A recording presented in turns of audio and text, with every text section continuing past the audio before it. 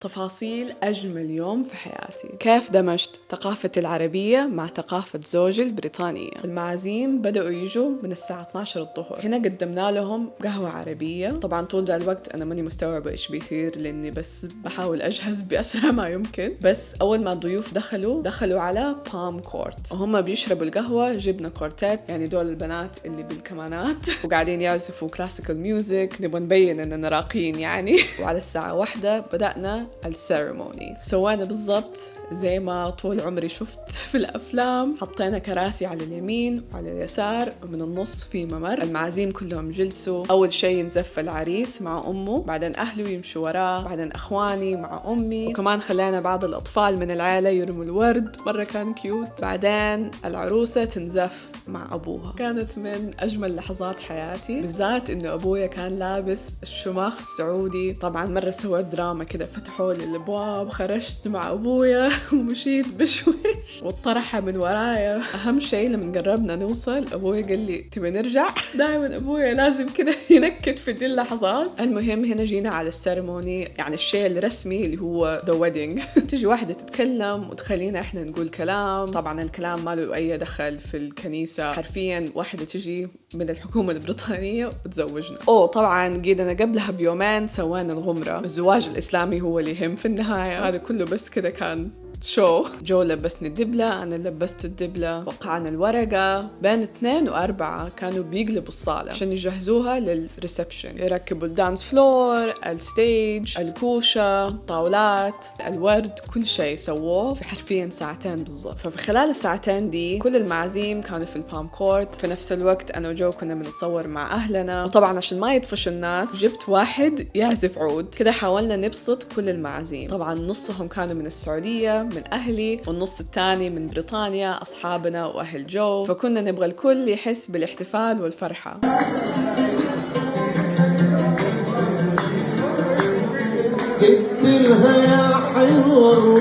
بالنسبة لي هذه كانت من أفضل لحظات اليوم كله. شفت أبوي وكان مرة مبسوط وبيغني الأغاني. ليش أبغى أبكي؟ أوه ماي جاد. أوكي. وطبعا مرة تسلينا وإحنا بنستنى الصالة تجهز.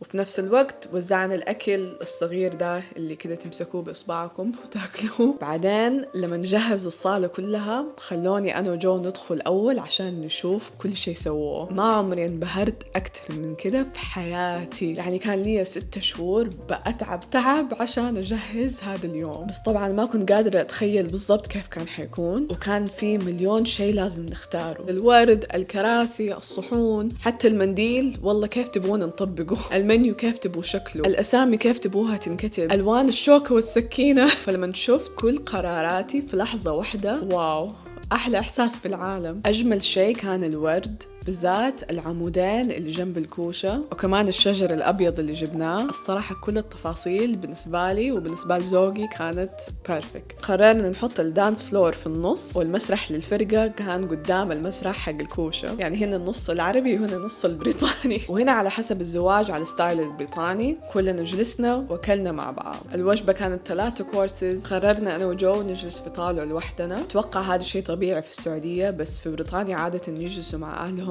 شيء تاني سويناه من الثقافة البريطانية، من بين الكورسات يقوم أحد ويقول كلمة مجهزها. عادة اللي يتكلموا أبو العريس والعريس نفسه، وكمان البست مان حق العريس. ما عندنا شيء اسمه بست مان بالعربي، بس لو تتابعوا أفلام أمريكية حتعرفوا إيش معناتها. من طرفي أنا صاحبتي هارلي وكمان طبعا أختي قاموا وقالوا كم كلمة. صراحة المجهود كله كان worth it، وأنا جالسة وسامعة كل الناس اللي يحبوني يتكلموا عن قديش يحبوني. تجانس فاميلي، أهلا وسهلا بكم.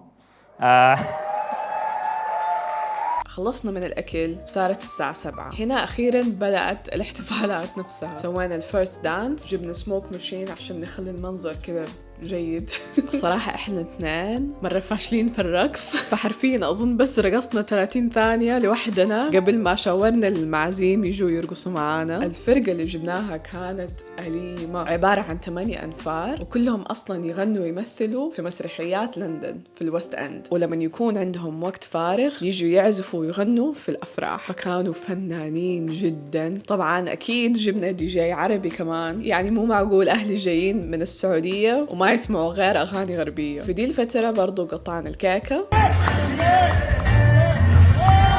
وبعدين اختفينا عشان المفاجأة. ما قلنا لولا أحد بالذات من المعازيم البريطانيين إنه حنسوي زفة عربية، لأنه كنا متأكدين ما في شخص معزوم من بريطانيا عمره شاف زفة زي كده، فكنا نبي نفاجئهم. جريت فوق في الغرفة مع صاحبتي هالي وبسرعة ساعدتني ألبس الفستان التاني. بعدين طلعنا بالدس على البلكونة اللي تطل على القاعة، كانت الستارة مقفلة. بعدين شغلنا الموسيقى العربية وجبنا سبوت لايت علينا وانفتحت الستارة واحنا ظهرنا في البلكونة. مرة سويت دراما ما أعرف ليش، بس مرة كان حلو. المعازيم طبعا قالوا واو إيش بيصير، بالذات البريطانيين، بس ما كانوا عارفين إنه في نفس الوقت الطبلة اللي بيسمعوها ما كانت بس بتجي من المسجل، كانوا في 5 تحتنا بالضبط بالطبلات وكانوا هم حيزفونا. على بال نزلنا من البلكونة فتحوا الأبواب ومشينا ونزفينا ورا الطبلات.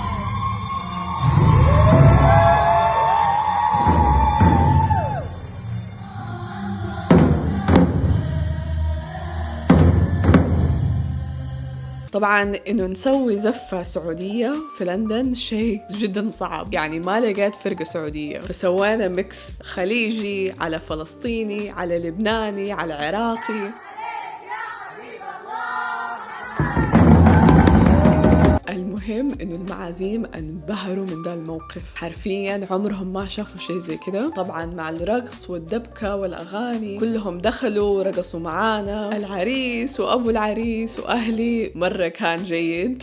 حرفياً معظم المعازيم البريطانيين قالوا إنه الزفة العربية كانت أفضل شيء في اليوم كله، ففرحت إنه فعلاً كانوا بيقدروا قداش ثقافتنا رهيبة. وأخيراً وصلنا لآخر كم ساعة في اليوم، من بين الساعة 10 إلين الساعة 12 في الليل. الفرقة رجعت تغني، بعدها الدي جي. أخيراً لبست الفستان المريح لآخر كم ساعة. وبس أنا وجو الصراحة كنا مصدومين قديش بعد كل التعب بعد كل التخطيط اليوم مشي بالضبط زي ما كنا نبغاه. وبس يا جماعة أخيراً أديتكم كل تفاصيل زواجي في لندن. إن شاء الله عجبكم المقطع، لا تنسوا تشتركوا في قناة جنى هشام، وإن شاء الله أشوفكم في المقطع الجاي.